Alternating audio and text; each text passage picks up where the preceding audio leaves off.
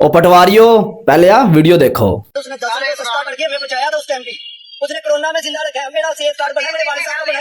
मेरे खुद तो है ये नहीं कहा कि 100 नंबर पे कॉल करो या 1000 नंबर पे कॉल करो, और टाकिया खुद गाड़ा के दरवाजा खड़का के देखे गया कि भाई ये आपका सेफ कार्ड आया है, खान की तरफ से आया था और 10 लाख का आया था। और उसके बाद खान के जाने के बाद उस सेफ कार्ड की कीमत पता क्या लगी गई? 2.5 लाख रुपया। और 2.5 लाख रुपया भी आपने कैसे इस्तेमाल करना है? और 50,000 का आपको रेट है ना, 25,000 आपने कैश पे करना, 25,000 एहसान करके गवर्नमेंट आपके टैक्स के पैसे आपको पे करेगी। और खान कह रहा था 1 रुपया भी ना दो, 50 का ऑपरेट, लाख का 2 लाख का सारा गवर्नमेंट पे करेगी। कहाँ से पे कर दी थी वो? कहाँ से कर रहा था खान? अगर तुम उस टाइम भी खसारे में जा रहा था, अभी भी जा रहा है, खान कहाँ से कर रहा था?